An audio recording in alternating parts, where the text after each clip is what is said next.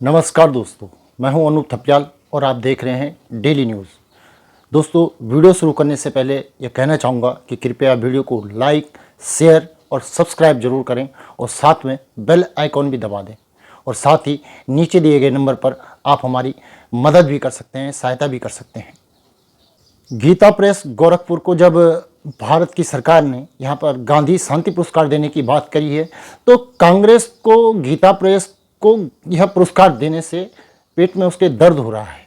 कांग्रेस के एक बड़े नेता हैं जयराम रमेश, और उन्होंने कहा है कि गीता प्रेस को गांधी शांति पुरस्कार देने का अर्थ है कि सावरकर और गॉडसे जैसे लोगों को पुरस्कार देना, शांति का पुरस्कार देना। तो यह जयराम रमेश या कांग्रेस की मैं बात करूं तो समझ में यह नहीं आता कि गीता प्रेस को अगर गांधी शांति पुरस्कार दे दिया जाता है तो कांग्रेस को इससे दिक्कत क्या है। दोस्तों, जयराम रमेश के बारे में यह जान लें कि वह किस तरफ है। सबसे पहले यह बात जाननी जरूरी है। आपको ध्यान होगा कि कुछ समय पहले राहुल गांधी ने कहा था कि मुस्लिम लीग एक सेकुलर वो है, जिसका कि बड़े जोर शोर से बचाव करने के लिए जयराम रमेश वहाँ पर कूदे थे। और इसी से आप समझ सकते हैं कि जयराम रमेश क्यों यहाँ पर गांधी पुरस्कार जो गीता प्रेस गोरखपुर को दिया जा रहा है उसका विरोध कर रहे हैं। और गीता प्रेस गोरखपुर किस चीज़ के लिए पूरे देश में जाना जाता है, इससे कोई अनभिज्ञ नहीं है। हमारे धार्मिक ग्रंथों की छपाई, हमारे तमाम वेद पुराणों की छपाई गीता प्रेस गोरखपुर में की जाती है। और एक लंबे समय से गीता प्रेस गोरखपुर यहाँ पे हिंदुत्व को बचाने के लिए लगातार कार्यरत है। ऐसे में अगर गांधी शांति पुरस्कार उनको दिया जाता है तो कांग्रेस के जयराम रमेश के पेट में दर्द होना स्वाभाविक है, और शायद यही कारण है कि वह चिल्ला चिल्ला कर यह गांधी पुरस्कार दिए जाने का विरोध कर रहे हैं।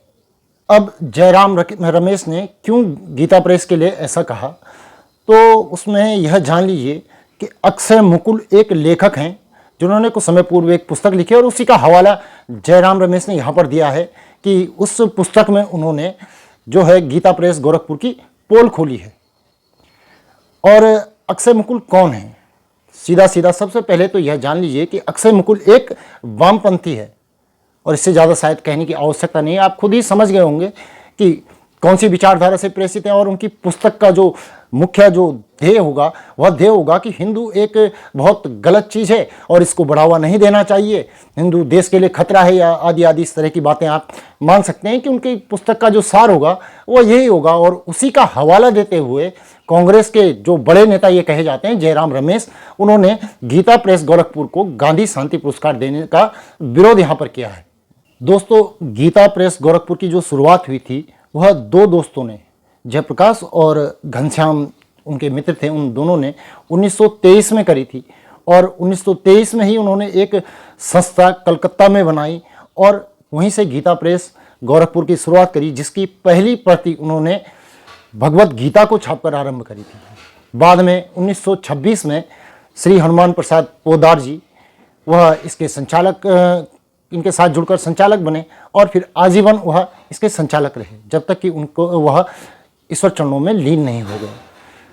तो 1923 से लेकर अब तक गीता प्रेस गोरखपुर विभिन्न माध्यमों से, विभिन्न किताबों के जरिए उनको छाप कर, या आपने कई पर्चे भी देखे होंगे, तो यहाँ पर हिंदुत्व को बढ़ावा देने का या हिंदुत्व की बातों को, जो हमारी संस्कृति रही है, सर्वे भवन्तु सुखिनः सर्वे सन्तु निरामया, इस तरह की बातें करती आई हैं।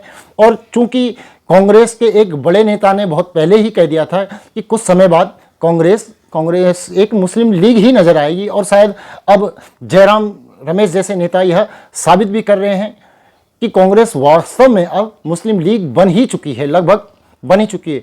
आने वाले 2024 के चुनाव में जो मोदी वर्सेस राहुल गांधी यहाँ पर होगा, उसमें यह एक बहुत बड़ा फैक्टर होगा।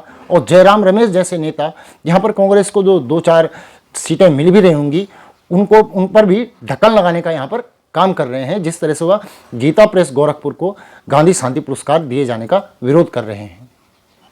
तो जयराम रमेश, मुझे लगता है कि तुम अपनी पूरी बुद्धि ही कहीं दान करके आ गए हो, और यह कहते हो कि विरोध इसलिए है कि उन्होंने हिंदू कोड बिल का विरोध किया था। हिंदू कोड बिल का विरोध तो हम आज भी करते हैं, और इसलिए करते हैं क्योंकि हमारी बात हुई थी यूनिफॉर्म सिविल कोड की।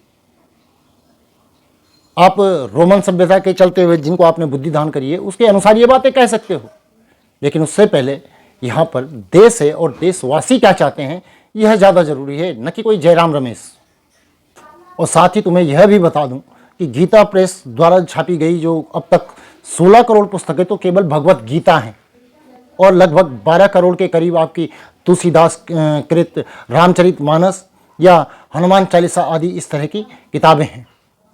हैरानी हो रही ना जानकर कि एक मामूली से मूल्य पर इस तरह किताबें बेचकर कैसे गोरखपुर प्रेस अब तक चल रही है, और क्यों उसे शांति पुरस्कार दिया जा रहा है? क्योंकि वहाँ कोई तुम्हारी पार्टी के नेताओं की तरह गमलों में गोभी तो उगा नहीं रहा था जो इतना बड़ा प्रॉफिट उन्हें हो जाता। लेकिन गीता प्रेस गोरखपुर ने अपने स्वाभिमान के साथ खड़े होकर तब से लेकर आज तक लगातार अपनी पुस्तकें मामूली मूल्य पर जनता को उपलब्ध कराई हैं, और उन पुस्तकों के द्वारा जो हिंदुस्तान के अंदर लोग ज्ञान का अर्जन कर रहे हैं उसी से तुम्हें यह दिक्कत हो रही है। और ऐसे संस्थान को तुम कहते हो कि वो सावरकर और गोडसे जैसे काम कर रहे हैं, तो सावरकर में और गोडसे में क्या बुराई थी? सावरकर क्या देशभक्त नहीं थे? क्या देशभक्ति का ठेका तुम्हारे एक सरनेम ने ही ले रखा है? और तब से अब तक झूठ के अलावा चाहे कोई भी रहे हो उन्होंने किया क्या है? और गोडसे को तुम हत्यारा कहते हो। हाँ, गोडसे ने हत्या की होगी, उन्हें उसकी सजा भी मिली, लेकिन भैया राष्ट्रभक्त तो वो भी था, और मेरा दावा है कि तुमसे ज़्यादा राष्ट्रभक्त था, क्योंकि तुम और तुम्हारी जो पार्टी जिससे तुम संबंधित हो वो पार्टी रात दिन केवल एक ही तो दुआ करती है कि भारत के टुकड़े हों। इसलिए वो टुकड़े टुकड़े गैंग, ये जो अभी बताया था मैंने राइटर, उनको समर्थन देती है और भारत के टुकड़े करने में सबसे आगे आने का यह प्रयास करती है, और खुद को राष्ट्रभक्त कहते हो, गोडसे और सावरकर को गलत कहते हो। अरे झांको, कभी अगर घर में आईना हो तो उस आईने में 2 मिनट, सिर्फ 2 मिनट अपनी आंखों में देखना। मेरा दावा है तुम देख नहीं सकते, तुम्हें राष्ट्रभक्ति और देशभक्ति और मानवता के उस रूप की पहचान हो जाएगी जो तुम्हारे अंदर है ही नहीं। और इस तरह की बातें करते हो गीता प्रेस गोरखपुर के लिए। मैंने बताया ना कि उन्होंने मामूली मूल्य पर आज तक देश के अंदर जो यह हिंदुत्व की जो जागृति है, जो हमारे पौराणिक ग्रंथ हैं या भगवत गीता जैसा महान ग्रंथ जिसके आगे दुनिया का हर ग्रंथ फेल है, उस ग्रंथ तक को वह मामूली मूल्य पर अगर लोगों तक पहुंचा रहे हैं तो तुम्हें जलन हो रही है। जलन क्यों? केवल इसलिए कि वह गीता हिंदुत्व से जुड़ी हुई है। हम हिंदुओं का धार्मिक ग्रंथ है, रामायण हमारा धार्मिक ग्रंथ है, रामचरितमानस हमारा धार्मिक ग्रंथ है, बजरंगबली हमारे आराध्य हैं, तो तुम्हें दिक्कत हो जाती है। और फिर तुम लाते हो ये मनोज मुंतशिर जैसे लोगों को सामने। इस तरह से मनोज मुंतशिर जो कल कह रहे थे कि हनुमान जी भगवान नहीं थे, वह एक भक्त थे। अरे मूर्ख मनोज मुंतशिर, हनुमान को रुद्रावतार कहा जाता है, और 11 चिरंजीवी जिनकी बात कही जाती है उनमें से हनुमान एक है। अतुलित बल के धाम है, ये भी जानते हैं। तेज ओज बल बुद्धि सबके अग्रणी, अगर कोई सबसे अग्रणी कोई देव आता है तो वो हनुमान है, और आप उन्हें कहते हैं कि हनुमान भगवान नहीं है। खैर, जयराम रमेश और मनोज मुंतशिर जैसे लोगों की कुबुद्धि को पहले तो वह दान कर चुके अपनी बुद्धि, लेकिन जो उनके अंदर कुबुद्धि बची हुई है उसको ठीक करने के लिए मैं भगवान हनुमान जी से प्रार्थना करूंगा कि पहले तो आप उन्हें प्रेम से समझाइए, और नहीं तो जो आपका हमने पढ़ा है कि पहले प्रेम से, पहले प्यार से आप समझाते हैं और बाद में दंड देना भी आप जानते हैं, तो उसी तरह से इनको भी कृपया कुबुद्धि से बुद्धि के रास्ते पर लाइए। और यह भारतवर्ष जिसे पूरे दुनिया में मैं कहूँगा सबसे ज़्यादा आध्यात्मिक, धार्मिक और एक उभरते राष्ट्र के रूप में इस समय दुनिया जान रही है, वह आगे बढ़ सके और इन जैसे लोगों की अकल ठिकाने लग सके। दोस्तों, यह वीडियो कैसे लगा कृपया कमेंट करके ज़रूर बताएं, और जुड़ने के लिए आभार, धन्यवाद।